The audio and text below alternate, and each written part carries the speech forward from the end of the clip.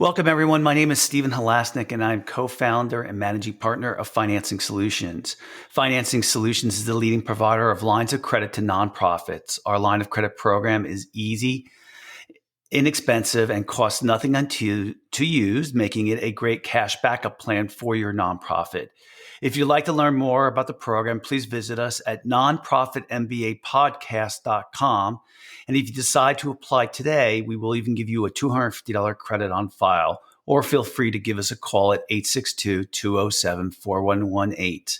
Just remember, the time to set up your line of credit is today, not when you actually have the emergency.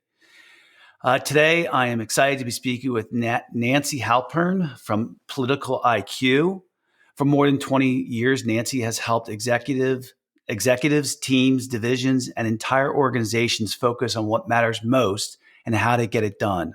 Her client list includes cutting-edge industries and functions ranging from the Fortune 500 to hedge funds to startups, and include Bank of America, Conde Nast, Ogilvy and Mather, PwC, Pfizer, Disney, Columbia University, and many others.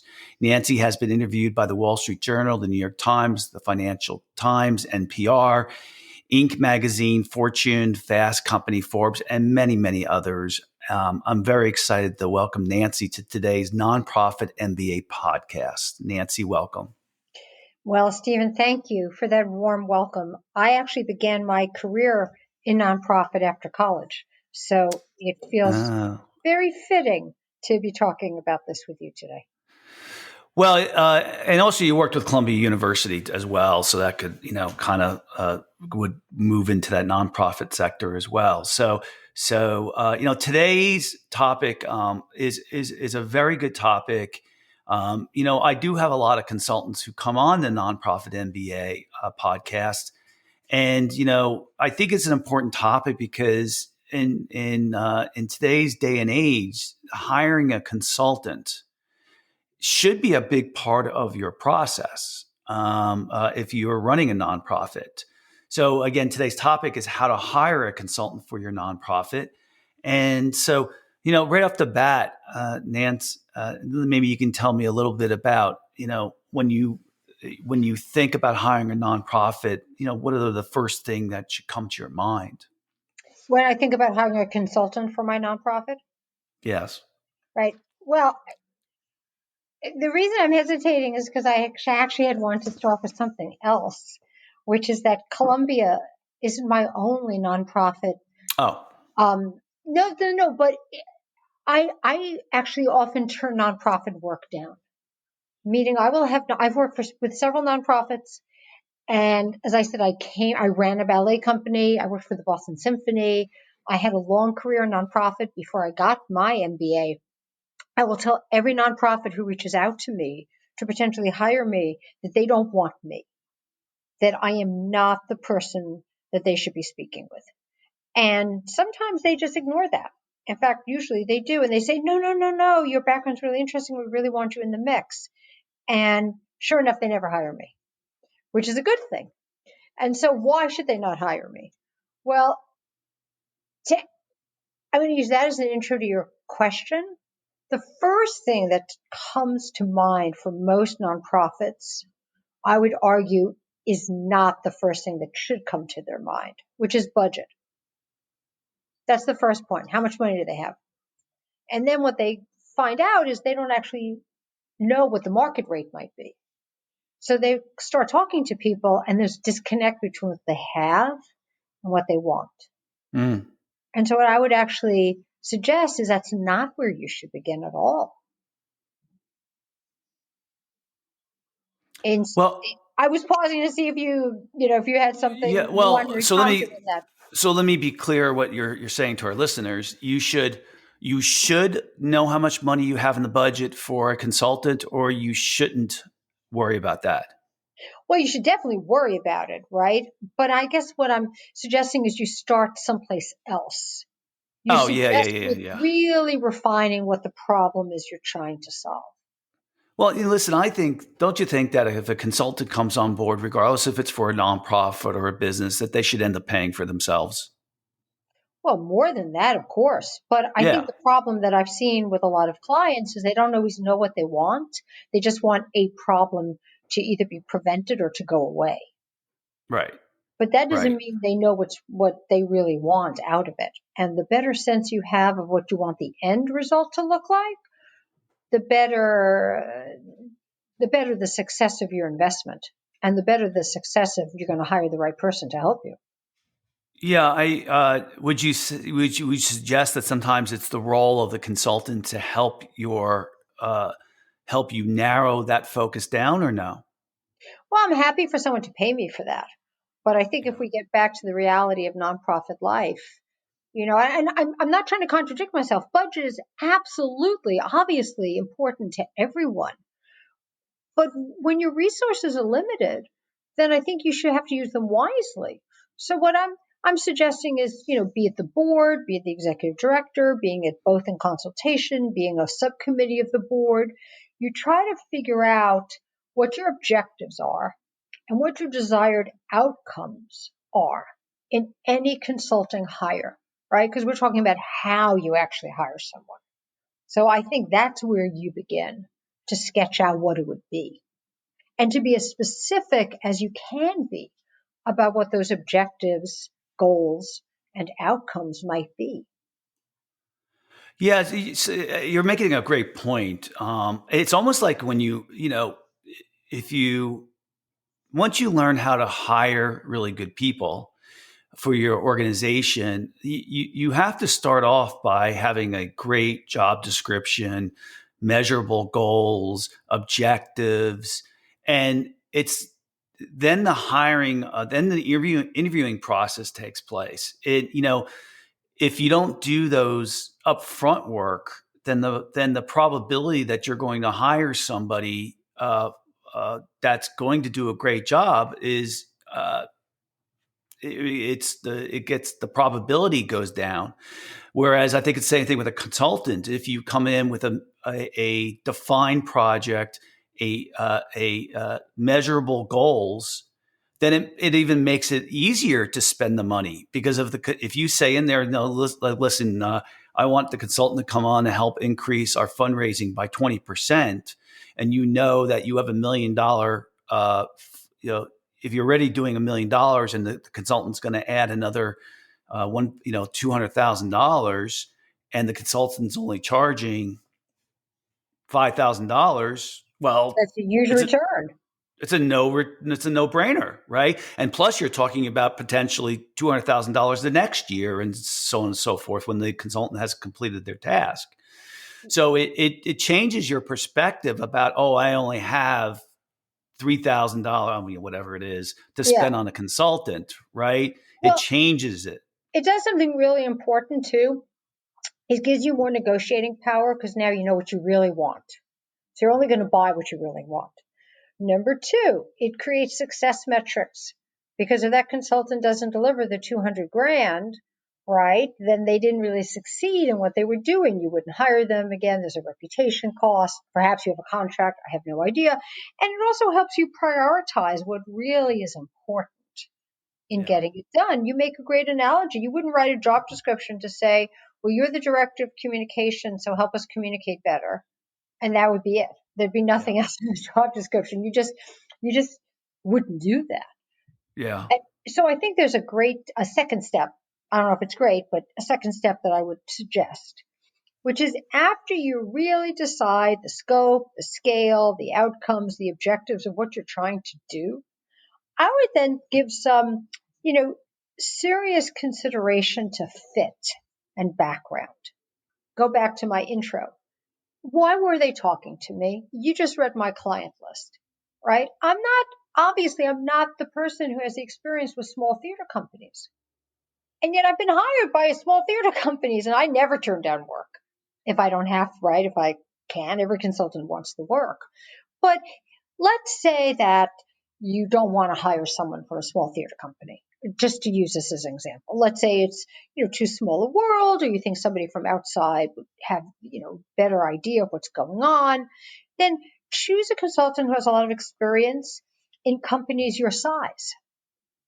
meaning your size of number of employees or your size of budget, so that they have an understanding how an organization of that type might work, even if they're not a quote unquote theater consultant. Or let's say you're a hospital. You don't want to choose someone from a hospital for whatever reason. Choose someone from healthcare of an organization the similar size. Because the better a job you do in finding, let's say, a short list of possible matches, the more they're going to want that work and the more negotiating power you have when you get to the budget. So you can see why that I'm, in a way, leaving budget for last. Not that you don't have an idea of how much money you have to spend, but that if you begin there, it does, as you suggest, perhaps limit your thinking. Where I'm suggesting you look at your own need, then you look at who's out there who actually can match that need. Then you both have something each other wants. And then you can really start talking money. Yeah, I would think that, and it makes some sense too, because I know, like, when you're hiring people, the highest probability of success, a successful hire, is finding someone who has done the exact work before and been successful at it. That's the highest probability, instead of hiring somebody who's never done the work before and never been in the industry. That you're taking a bigger chance. So in this case, making sure you understand the consultant's background, it would allow you to do a better job of picking the right person. Correct? Yeah, I think also, absolutely. I think also sometimes there's a little confusion about who the real client is for that consultant. Meaning, is the real client the board? Is the real client the managing director? Is the real client, let's say it's a marketing consultant, the recipients of that information? Is the real client donors? Who's the real client in that consulting engagement? I think you yourself as an organization have to be clear on that. And that's a different way than when you're hiring someone, right? For your staff. You don't really, you may think you know who the Right. boss is, but this is a little different. Who's that consultant really working for? Yeah. Yeah. Although there have been times when someone has been hired and they're reporting to more than indirectly reporting to a couple people, right? So, yeah, but I get your point perfectly. Well, Let me, speaking about it from as a consultant, right? yeah, I would tell you that although yes, I have multiple clients within an organization, I never forget who's paying me. yeah, And so I always have a primary client, even if they're not the ones that I'm interacting with the most. So yeah, when you look to hire a client as a nonprofit, make sure that you know who the primary client is. Otherwise, there could be potential for lots of confusion and cross messaging, right? Let's say between the board and the administration. And also make sure that consultant really clicks well with that primary client.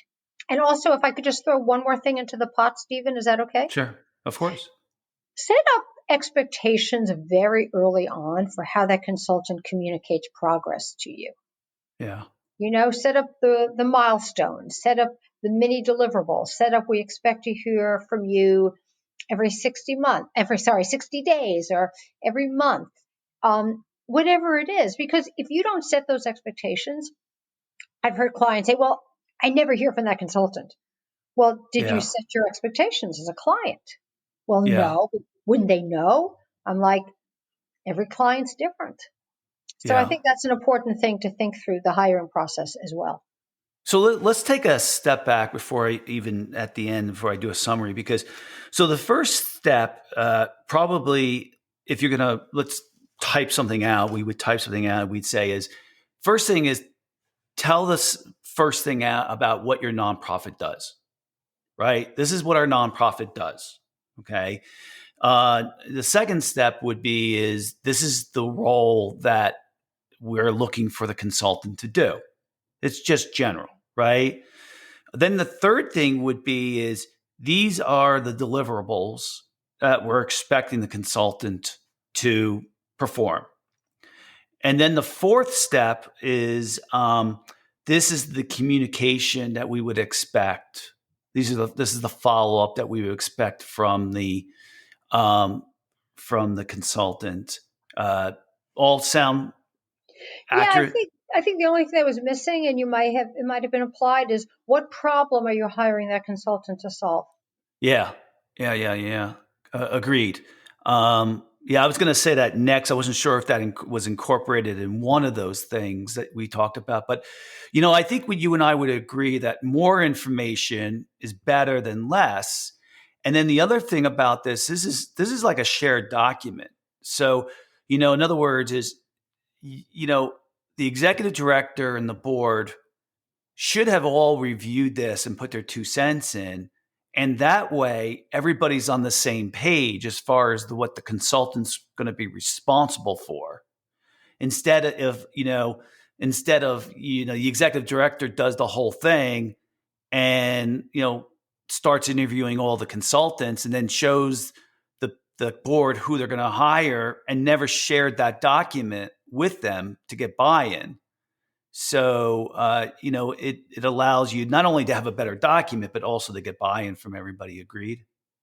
Yeah, yes, I would add that every executive director knows the problems on his or her board and the alliances on his or her board. Right. And so you may want a little, depending on the size of the nonprofit and the size of the problem and the size of your budget, you may need only a buy-in from one or two board members. And that shared document you're discussing, I wouldn't volunteer the whole kitchen sink. Yeah. I would make it a pretty tight document that hopefully you've written in consultation with a couple of critical board members so Yeah, that that makes a lot of sense. you already have that buy-in before it goes to the whole board. Therefore, the Yeah. board isn't just picking apart your work. They would have to Yeah. be challenging the peers. And that's a Yeah. whole different dynamic. Well, keep in mind that, a lot of our listeners are running smaller nonprofits that are under, $3 million, $5 million in revenue a year. So, Got it. yeah. And so, let's face it, a lot of those type of board members are actually very, very good friends with the executive director. It's not a That's great. very, yeah. So I get it, but you're absolutely right. Read your board, and you might have someone who's a big on your board who's a big pain in the neck, and maybe you just want the board president and the executive director to consult on that. But usually, the board president will have a good feel for the way the board is if are they of value, if they're not of value, stuff like that. Absolutely. You know what? I always found too that whenever we're hiring a consultant, is as a consultant, you may not like this, I don't Nancy, mind. I like things but I don't like. Go ahead. but sometimes we'll start the process without knowing that we're completely committed to it, just so that we can gain some information about the whole what we're thinking, and then we'll interview some consultants, and that way we can kind of feel our way through if we really want to move forward, even how we would design the measurable goals, how we would do all this stuff. So there are times when we would not complete the document we're talking about until we speak to consultants, because they'll help us redefine the project even a little bit better. And I think the consultants don't mind either, because they want to be a match, number one. Number two is they like developing relationships, and maybe if it doesn't come around this time, because you were generous with your time, they'll bring you back in next time or refer you to somebody else as well. So, Yeah, I mean, it really depends, right, on the person and how much you're asking. I mean, some yes. portion of that process you just described it is absolutely business development. And I've Yeah. often found clients have an idea what they want, but they're not sure. And so talking it through with them is absolutely both building a relationship and helping to find the project so you can be successful at it if you're the right person. I think every smart consultant knows when a client is taking advantage of them. Very few clients really do that. Very, very few. Yeah, no, I agree. And And I think A consultant can recognize it. Yeah, so You no, I know. don't dislike what you said. I think it's understandable. You want to get some insight into what you're doing and, hear how different people think. And, I would also say, especially given, well, any size of organization, maybe even more so for your listeners, when you want to hire a consultant, don't worry about breaking it down into smaller pieces so you can road test them. You don't have to work with someone for 5 grand.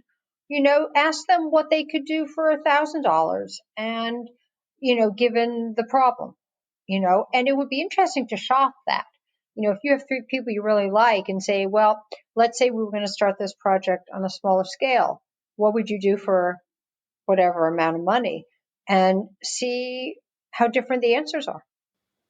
You ever have a situation where a client came to you and said, like the example I use, say, if you help us to figure out how to raise an extra, no, this is an example, $200,000, we'll give you, a percentage of that instead of a flat rate. Well, We, remember, that's not the kind of work I do, but I do have friends who do fundraising consulting. right. And yes, they have been approached that way. Yeah. What is the type of work that you think you're really geared toward? I'm geared towards leadership development and teams. And so, specifically someone who stepped into a leadership role and doesn't quite know how to make that transition, Yeah. as well as how to get disparate teams of, well, disparate individuals to work and align around a common goal and make Yeah. progress against it. The a lot of the guests that I have on the podcast, they often have spent their entire careers in nonprofits. And what do you you have experience on both sides of the fence. So on for-profit businesses and nonprofits, what do you think the value is of that? For me personally or for a client? No, for a client, someone who's hiring you. In fact, so let's say you're an executive director. You need help with leadership. You need help with maybe managing and those type of skills. And they're looking at someone like you who has a lot of experience on both sides of the aisle, whereas another consultant is just more experienced in nonprofits. Well, I think for the nonprofit client, even though remember, I've been saying I'm not the best person, I do think the advantage that I bring is I'm very practical and action oriented. I think a lot of nonprofit people whose experience is exclusively a nonprofit are more process driven, Mm, meaning they get very deep into process. And that's very good and can be very valuable. And it's not that I kick process to the curb, is that process is in service to outcome for me. So as you can tell, even by the way I positioned how I think, your listeners should approach this question, I like to begin at the end. What do you want it to look like? Now we can figure out the most effective, the most cost efficient, the least broken glass way to get there. yeah, Even yeah, though there may be roadblocks on the way, let's build a map. So I tend yeah. to be methodical, and I'm not saying nonprofit people aren't. I'm just saying that, private companies are far less complicated than nonprofits, frankly. Yeah, Nonprofits are way more complicated. yeah. And so you have to be able to balance all these different stakeholder groups who all care passionately about the mission of the organization, but go What do about you it in different ways. so so what do you do with situations where the consultant tells you that he's worked at this place, and this place, and you ask them if they can, you tell them what they're doing, let's say you do a great job with telling them what your expectation is and what the project is and what the end result what you want it to look like. How do you verify that they've actually done what they've said that they've done? Well, usually they should have. a website. They should have a LinkedIn profile. I mean, so at least you can get that obvious information about who their clients were. I always offer references if my clients want to speak to other people, and they should be very happy to give you referrals. If they haven't, or they won't, I'd be very hesitant to hire them. However, I will say if you have a really tight budget, you have to remember that you may not get the person with 20 years experience. You may get the person with 3. Yeah. And, frankly, I mean, I don't want to put down people like myself who have been working for 20 years. I like to think I'm pretty good at what I do. And this may be the 10th time I've seen this problem or the 100th time I've seen this problem. But if someone's been out there for 3 years, if you don't have an extremely unusual situation and you have a very well-defined problem set, they might be able to do it just fine for within your budget. But I would ask if they say they've accomplished XYZ, I'd say I'd love to talk to 2 people that you've done that work for. Whom would you recommend? Yeah. Yeah. Yeah. When you can always tell how smart somebody is based on the questions they ask, not by what they tell you, right? And that's the same thing that goes with a consultant. The consultant, a lot of times a consultant will ask you a question that'll go get you right to the heart of the matter very quickly, right? But let me ask you in reverse, when you know that a client is on the ball and they're asking you questions about yourself. What do you think some of those questions have been that you're like, oh, this person really gets it? Well, I can just tell you from my experience, I'm not sure this goes to your question, but I did have a client say to me once, well, I've heard about you. I know you've done work here. So what makes you so good? Mhm. And I was totally stumped. Yeah. I mean, first of all, I have a hard time with questions like that anyway, because for me, it still feels like boasting, no matter how much work I've done about that. But Yeah. Well, you were given permission though. I know, but just because somebody gives you permission doesn't mean you do it easily. Yeah. Yeah. I'd say the questions that I find that indicate that a client really gets it is when they're able to balance the world of sort of, let's say, quantitative, be that analytics, be that metrics, be that what we used to call, because I don't like calling it this, the hard stuff, right? As well as what we used to call the softer stuff. For example, they will think through, let's use your fundraising example. Um, a smart question might be from a client end, well, who do you think our key competitors are? Because they want to know, do you know anything really about them and their industry? Or they might Yeah. say, what do you think the obstacles are in our local market? Right? Or how far do you think, or how would you then use our current donor base?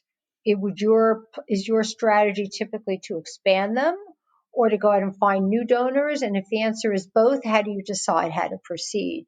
Questions that kind of dig underneath are the smart ones. And also, Yeah. I think questions that are sensitive to working styles. Lots of people don't ask that. There are some people who are really methodical and some people shoot from the hip.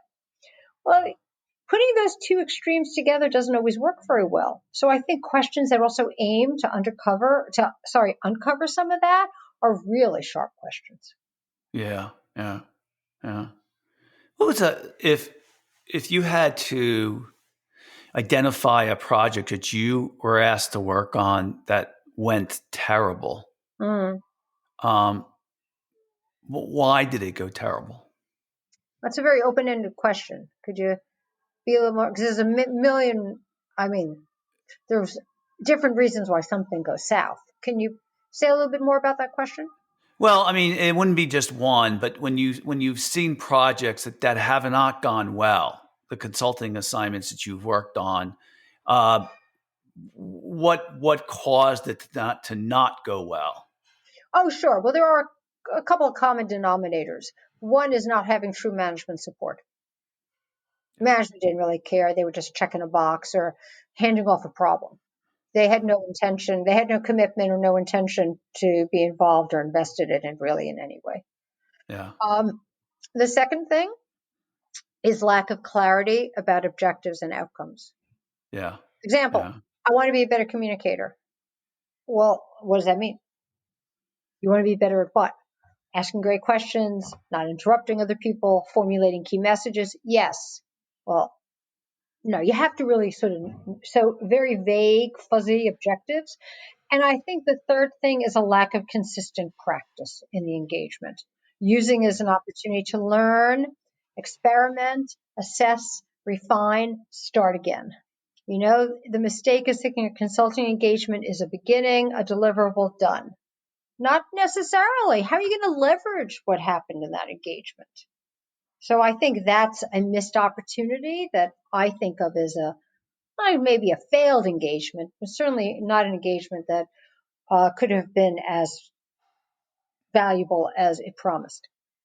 Yeah, I'm going to add a fourth one to your list that Please. I've seen with friends who maybe brought on a consultant, or in more cases, this is more coaching related, where someone brought on a coach to improve something, leadership, management style.